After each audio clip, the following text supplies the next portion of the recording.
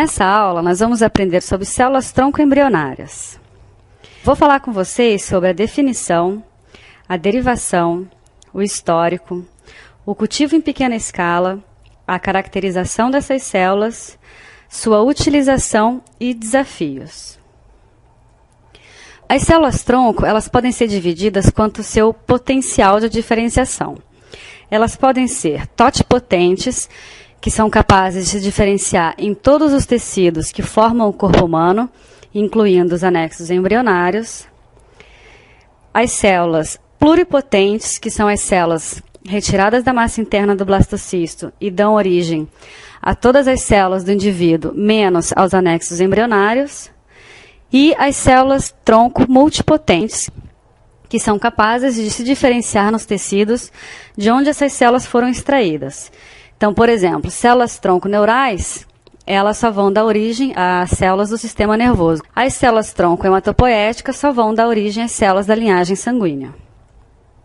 Existem algumas diferenças entre as células-tronco adultas e as células-tronco embrionárias. Primeiro, que a célula-tronco adulta, em termos de células-tronco adultas humanas, desde 1969, os pesquisadores estudam essas células. Já as células-tronco embrionárias são muito mais recentes. Apenas em 1998, a primeira célula-tronco embrionária humana foi derivada.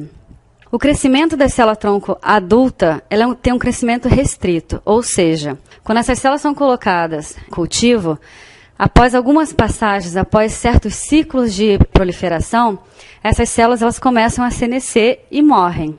Já o crescimento das células-tronco embrionárias é um crescimento irrestrito, ou seja, eu consigo trabalhar com essas células e cultivá-las em laboratório por um tempo indeterminado.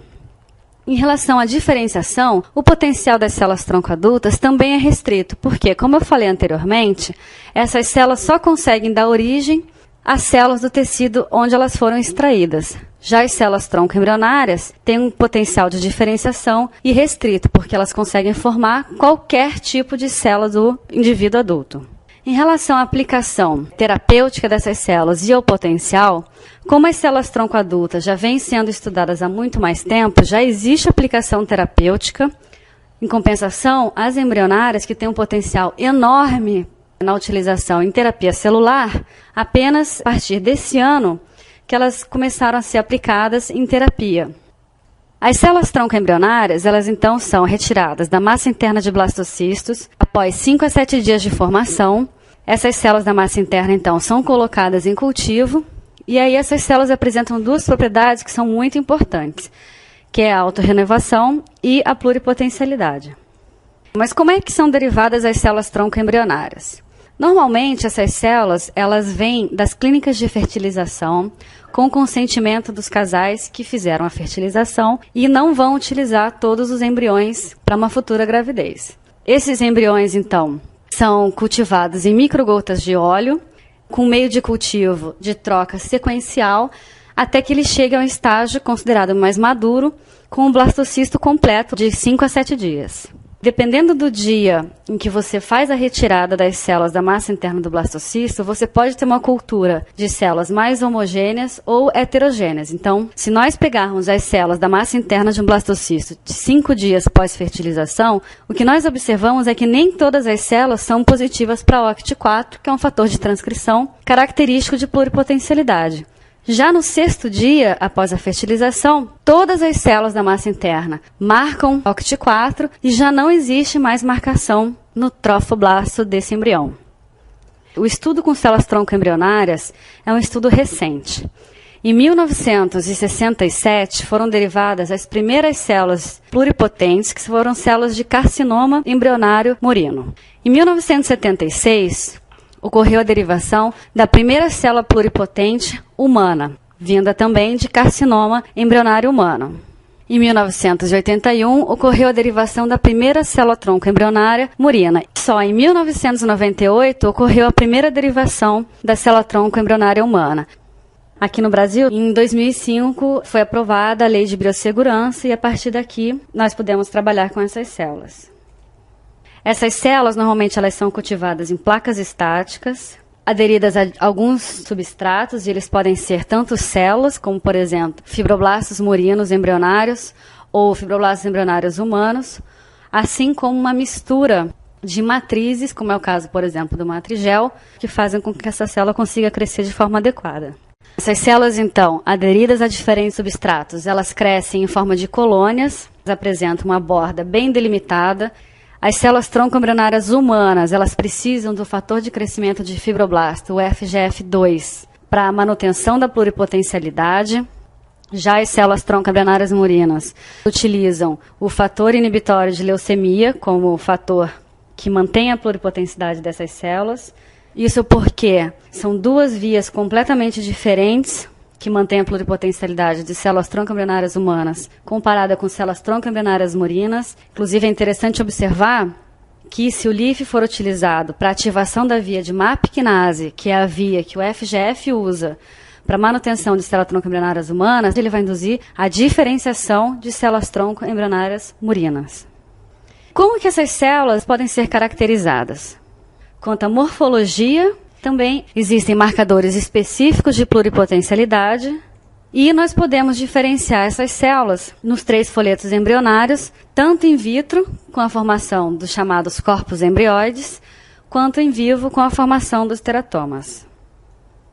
Quanto à caracterização morfológica, o que nós temos em A é uma colônia de célula tronco embrionária humana, que apresenta uma borda bem definida, as células no seu interior bem empacotadas e bem brilhantes, e em B nós podemos observar a perda dessa definição da borda e o aparecimento já de algumas células mais alongadas, mais cuboides, indicando diferenciação dessas células.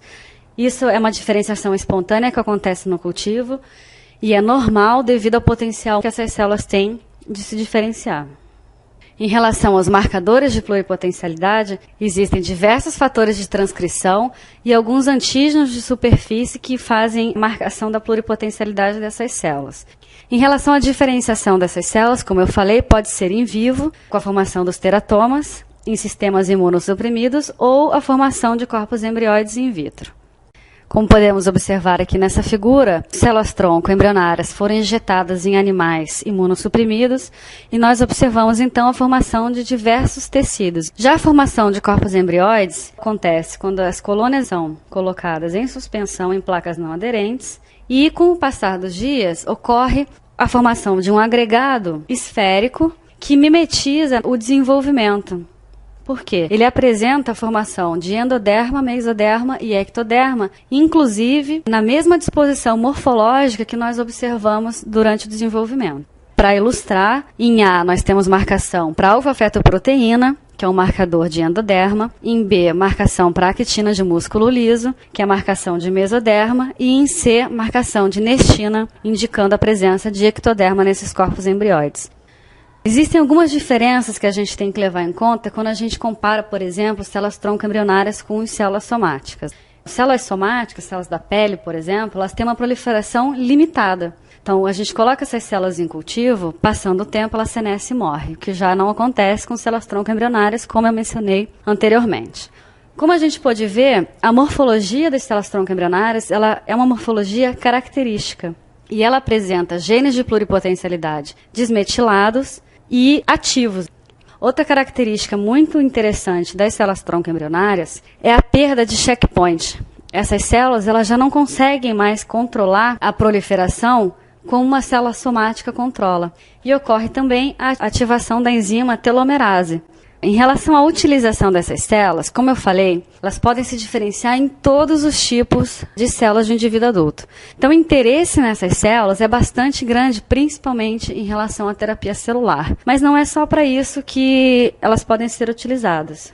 Apesar de ter um grande apelo em relação à terapia celular, elas também podem ser utilizadas para screening de diversos fármacos.